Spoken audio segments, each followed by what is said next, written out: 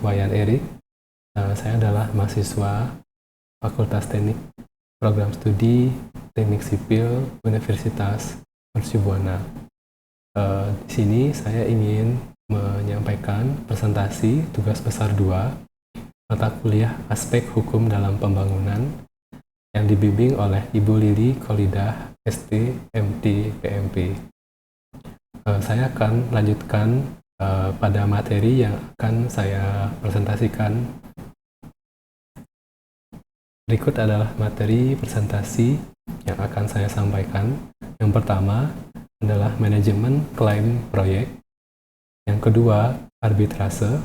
Yang ketiga adalah etika dan kompetensi engineer serta profesionalisme. Pertama, manajemen klaim proyek. Pengertian dari klaim konstruksi, menurut Yasin 2006, klaim konstruksi adalah klaim yang timbul dari atau sehubungan dengan pelaksanaan suatu pekerjaan jasa konstruksi antara pengguna jasa dan penyedia jasa, atau antara penyedia jasa utama dengan subpenyedia jasa, atau pemasok bahan, atau antara pihak luar dengan pengguna penyedia jasa, yang biasanya mengenai permintaan tambahan waktu, biaya, atau kompensasi lainnya. Ada juga pendapat pengertian dari Edward dan Fix tahun 1990. Klaim konstruksi adalah permasalahan yang dapat menimbulkan perselisihan dan permohonan akan tambahan uang, tambahan waktu pelaksanaan, atau perubahan metode pelaksanaan pekerjaan. Klaim berlanjut dengan pembuatan dokumen klaim yang formal yang diajukan oleh kontraktor kepada pemilik bangunan atau owner. Nah, faktor-faktor timbulnya klaim konstruksi. Faktor-faktor ini disebabkan oleh perubahan-perubahan yang tidak resmi, seperti keterlambatan pekerjaan disebabkan oleh pemilik bangunan. Keterlambatan ini disebut compensable delay yang terjadi karena alasan keterlambatan tidak tertulis dalam kontrak, sehingga pemilik bangunan harus memberikan tambahan waktu atau uang kepada kontraktor. Yang kedua, perubahan jadwal yang diperintahkan oleh pemilik bangunan.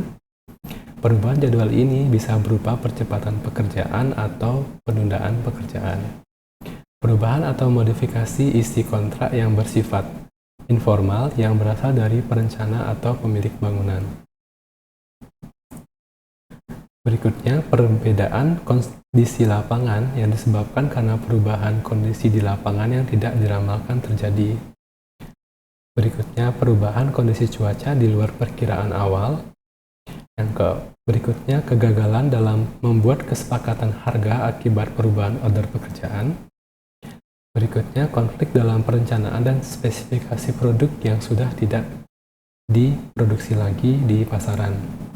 Berikutnya, kontrak yang tersendat-sendat, perubahan penting, pekerjaan di luar lingkup kontrak, penggunaan proyek, penyerahan total, dan kegagalan pembayaran dari pemilik bangunan. Berikut adalah faktor-faktor timbulnya klaim konstruksi. Menurut Yasin tahun 2004, penyebab klaim dibagi menjadi 3 kelompok, yaitu sebab yang pertama adalah sebab umum, yaitu komunikasi, administrasi kontrak, waktu pekerjaan, kejadian eksternal, tafsiran bahasa kontrak. Berikutnya, yang kedua, sebab dari pengguna jasa. Informasi tender yang tidak sempurna, penyelidikan site lapangan tidak sempurna, reaksi yang lambat, alokasi risiko yang tidak jelas, keterlambatan pembayaran, dan larangan metode kerja tertentu. Sebab yang berikutnya dari penyedia jasa.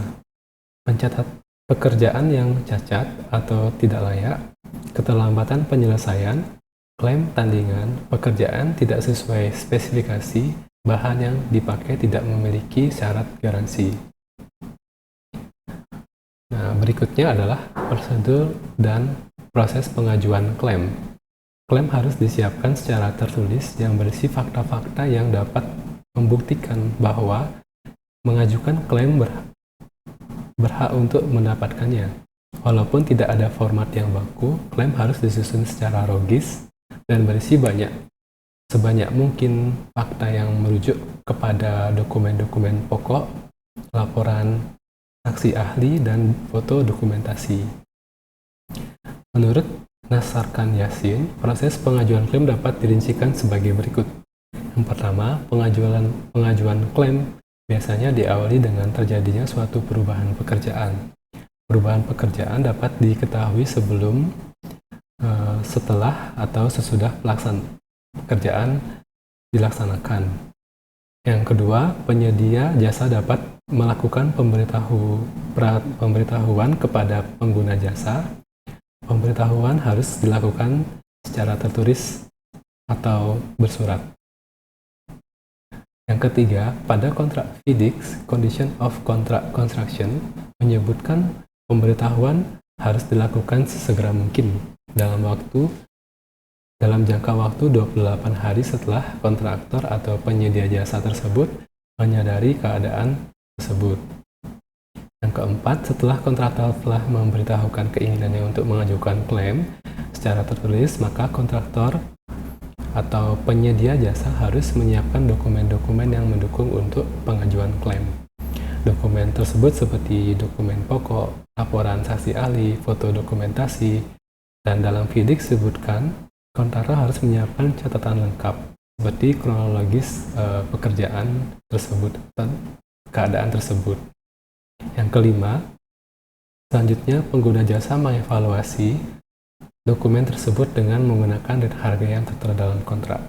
Jadi dari penyedia jasa setelah menyampaikan dokumen klaim kepada pengguna jasa akan mengevaluasi dokumen tersebut dan menyesuaikan harga-harga yang tertera dalam kontrak. Apabila klaim telah disetujui oleh pengguna jasa, maka pengguna jasa wajib mengeluarkan permintaan perubahan pekerjaan atau variation order. Yang ketujuh, perintah perubahan harus diikuti dengan penerbitan adeendum kontrak. Jadi, jika pengajuan klaim ini disetujui oleh pihak owner atau pengguna jasa, pihak owner harus menerbitkan amandemen kontrak untuk si penyedia jasa. Selanjutnya, penanganan klaim. Untuk dapat menangani klaim dengan baik, kiranya perlu ditempuh suatu proses yang tepat, mulai dari personel yang terlibat. Evaluasi analisis, dilanjutkan dengan perintah perubahan sampai kepada penyelesaian klaim. Yang pertama, administrasi kontrak. Administrasi kontrak memegang peranan penting, sangat tergantung dari kerapihan dan kecermatan memelihara dan mengelola administrasi kontrak sejak saat kontrak ditandatangani. Yang kedua, ada manajer kontrak atau administrator kontrak. Administrator kontrak biasanya bertugas menangani klaim mulai sejak klaim muncul sampai penyelesaian. Semua diskusi, surat menyurat, dokumen-dokumen pendukung yang berhubungan dengan klaim harus diperoleh dan dihimpun untuk evaluasi apakah klaim tersebut dapat diterima atau tidak. Berikutnya adalah evaluasi. Administrator kontrak kemudian memimpin suatu usaha penelitian secara detail, termasuk diantaranya mewawancari orang-orang yang bersangkutan, mempelajari dokumen kontrak, arsip proyek, laporan-laporan yang berhubungan dengan klaim. Berikutnya, bahan-bahan evaluasi. Untuk melaksanakan evaluasi dengan baik diperlukan dokumen-dokumen yang mencakup hal-hal sebagai berikut. Dokumen kontrak, perubahan-perubahan pekerjaan, ringkasan pekerjaan tambah kurang, risalah rapat, koresponden dengan penyedia jasa, jadwal pelaksanaan, foto-foto dokumentasi proyek, laporan harian, dan sebagainya. Analisis. Apabila seluruh arsip klaim sudah lengkap, maka administrator kontrak meminta bantuan orang-orang proyek lainnya untuk menganalisis dan menyiapkan tanggapan atas dokumen klaim tersebut. Yang berikutnya, perintah perubahan.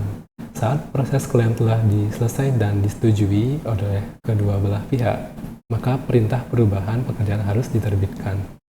Dalam hal ini, semua pekerjaan terhadap kontrak harus diawasi dan didokumentasikan dengan baik. Yang berikutnya, penyelesaian klaim. Apabila dengan cara penanganan klaim seperti di atas tidak mencapai persetujuan atau kesepakatan bersama, maka dapat ditempuh selanjutnya melalui peradilan atau arbitrase. Nah, berikut adalah contoh klaim. Nah, pada waktu melaksanakan pekerjaan proyek terowongan, ternyata mata bor yang dipakai tidak dapat menembus batuan-batuan dan patah. Pekerjaan segera dihentikan, mata bor yang patah dan menempel di batu itu didokumentasikan.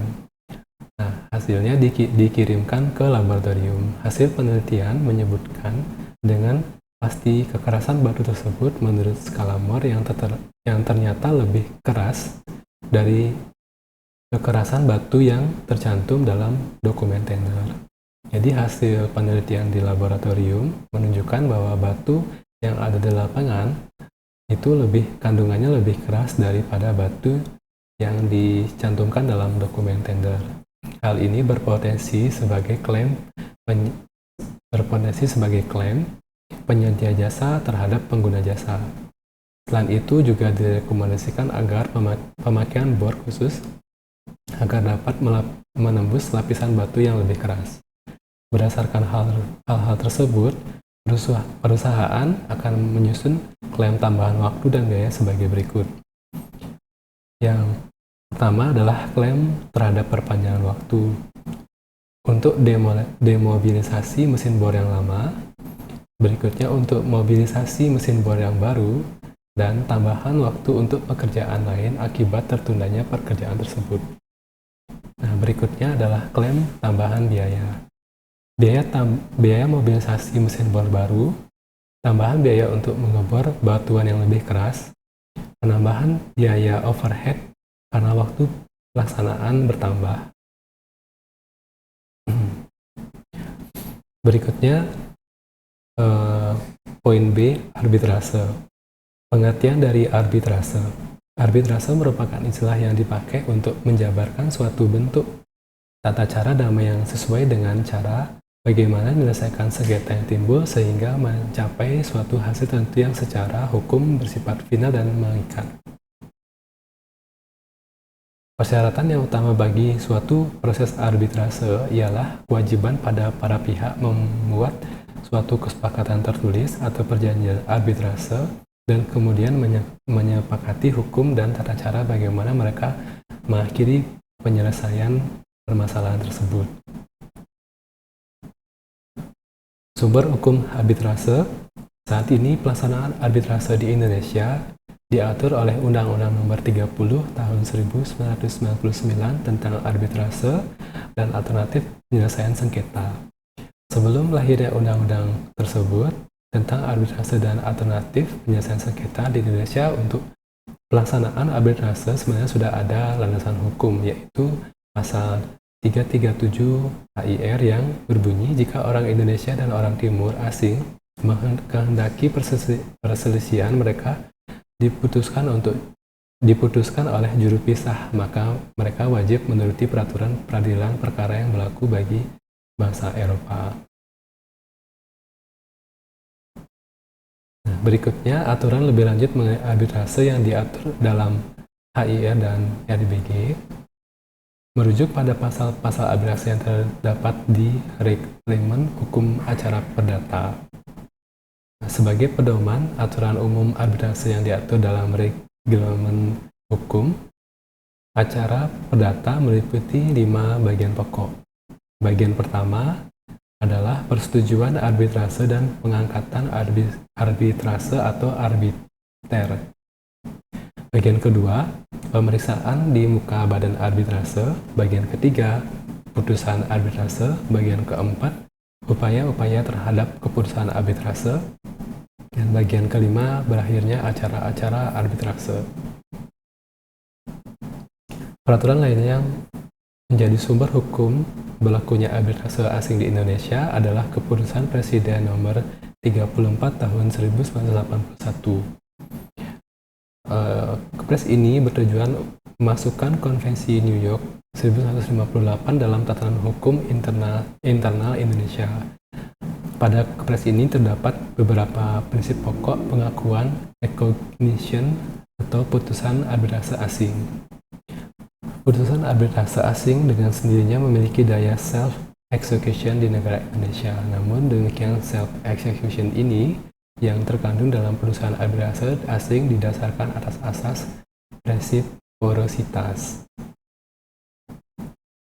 Nah, berikut adalah batasan arbitrase. Kalau diteliti dari berbagai batasan yang ada, maka ada yang mengatakan bahwa arbitrase arbitrase adalah rujukan suatu perselisihan atau perbedaan pendapat antara sekurang-kurangnya dua orang untuk diputuskan setelah kedua belah pihak diadili secara peradilan oleh orang atau beberapa orang lain selain pengadilan yang mempunyai yurisdiksi yang berwenang. Arbiter tidak dibenarkan memberikan bukti-bukti pribadi yang dimilikinya, akan tetapi ia dapat dan wajib memanfaatkan pengetahuannya dan memberikan tafsiran terhadap bukti yang dikemukakan oleh para pihak. Dalam proses arbitrase, para pihak dibenarkan menyepakati apakah penyelesaian yang dikehendaki bersifat resmi atau tidak. Akan tetapi beberapa formalitas tertentu harus ditaati dan diterapkan andai kata keputusannya harus dilaksanakan. Nah, berikutnya mengenal arbitrase, arbiter atau arbitor. Mengapa memilih arbitrase? Arbitrase bisa dipilih oleh para pengusaha untuk menyelesaikan sengketa komersilnya karena ternyata memiliki beberapa kemudahan, walaupun ternyata di sana-sini terdapat kelemahan-kelemahan yang bisa terjadi. Nah, berikut diantaranya, para pihak yang bersengketa dapat memilih arbiter sendiri dan untuk itu tentunya akan dipilih mereka yang dipercayai memiliki integritas, kejujuran, keahlian, dan profesionalisme di bidangnya masing-masing. Nah, proses majelis arbitrase konfidensial dan oleh karena itu dapat menjamin rahasia dan publisitas yang tidak dikehendaki. Putusan arbitrase sesuai dengan kehendak dan niat para pihak merupakan putusan final yang mengikat para pihak bagi sengketanya. Lain lagi putusan peradilan yang terbuka bagi peninjau yang memakan waktu yang lebih lama. Berikutnya adalah karena putusan final dan mengikat, tata cara bisa cepat, tidak mahal, serta jauh lebih rendah dari biaya-biaya yang harus dikeluarkan dalam proses peradilan. Berikutnya, tata cara arbitrase lebih informal dari tata cara peradilan dan oleh karena itu terbuka untuk memperoleh dan tersedianya tata cara penyelesaian kekeluargaan dan damai. Nah, berikut adalah jenis-jenis arbitrase. Nah, jenis arbitrase yang diakui dan memiliki validitas diatur dan disebut dalam peraturan berbagai konvensi. Jenis arbitrase tersebut antara lain: yang pertama, arbitrase en hoc. Jenis arbitrase en hoc disebut juga arbitrase voluntar atau arbitrase perorangan. Nah, pada prinsipnya, arbitrase en hoc tidak terikat dan terkait dengan salah satu badan arbitrase. Para arbiternya ditentukan dan dipilih sendiri berdasarkan kesepakatan para pihak yang bersangkutan. Yang berikutnya, arbitrase institusional merupakan lembaga atau badan arbitrase yang bersifat permanen. Badan arbitrase ini antara lain pembentukan badan arbitrase ini sengaja didirikan dengan tujuan menangani sengketa yang timbul bagi para pihak. Yang berikutnya ada arbitrase institusional yang bersifat nasional. Pendirian badan arbitrase yang bersifat kesengajaan ini, kemudian ruang lingkupnya, keberadaannya dan yurisdiksinya meliputi kawasan suatu negara tertentu, maka badan arbitrase tersebut bersifat nasional. Contohnya adalah Badan Arbitrase Nasional Indonesia yang disingkat BANI, merupakan salah satu badan arbitrase yang keberadaannya dan yurisdiksinya hanya di Indonesia. Ada juga arbitrase internasional, arbitrase institusional yang bersifat nasional, ada juga arbitrase institusional yang bersifat regional, hampir sama dengan arbitrase institusional yang bersifat internasional. Hanya saja lingkup wilayah arbitrase institusional yang bersifat regional lebih kecil daripada yang internasional. Hanya untuk kawasan tertentu seperti Eropa, Asia. Berikutnya adalah hak dan kewajiban arbiter. Memilih arbiter yang tepat, kompeten, jujur, memiliki integrasi bukan saja pribadi, akan tetapi juga kemampuan dan keahlian di bidang hukum arbitrase, dan kemudian tentang inti sengketa yang dihadapi. Yang pertama, ia harus independen dan menunjukkan sikap tidak berpihak. Berikutnya harus menyampaikan kepada para pihak dan tentunya pada lembaga atau institusi di mana ia terdaftar agar setiap fakta dan keadaan yang mungkin akan menimbulkan keraguan-raguan atas independensi dan ketidakberpihakan yang mungkin timbul di dalam ucapan maupun pikiran para pihak yang bersengketa. Yang ketiga, terikat untuk menerapkan tata cara secara wajar, menghargai dan menghormati prinsip perlakuan yang tidak memihak dan menghormati hak-hak para pihak untuk didengar. Yang berikutnya, menyelesaikan dan memberikan putusan dalam waktu yang singkat sesuai jangka waktu yang telah ditetapkan. Yang kelima, memelihara konfidensialitas para pihak juga setelah penerbitan keputusannya. Yang keenam, selama pemeriksaan ia berhak memperoleh kerjasama yang jujur dan terbuka dari para pihak, semua pihak. Dan berikutnya, ia tidak bisa dituntut karena proses arbitrase atau isi putusannya kecuali terbukti melakukan pelanggaran pidana. Berikutnya adalah poin C, itu adalah etika dan kompetensi engineer serta profesionalisme. Nah, di sini kita akan menjelaskan apa itu pengertian etika. Etika pada hakikatnya merupakan pandangan hidup dan pedoman tatanan bagaimana seorang berperilaku, dan etika berasal dari kesadaran manusia yang merupakan penyujuk tentang perubahan mana yang baik, yang merupakan petunjuk tentang perubahan mana yang baik dan mana yang buruk. Etika juga merupakan penilaian kualifikasi terhadap perbuatan seseorang menurut Murtokusumo tahun 1991. Etika secara umum dapat dibagi menjadi dua, yaitu etika umum dan etika khusus. Etika khusus dapat dibagi menjadi dua bagian, yaitu etika individual, yaitu menyangkut kewajiban dan sikap manusia terhadap dirinya sendiri.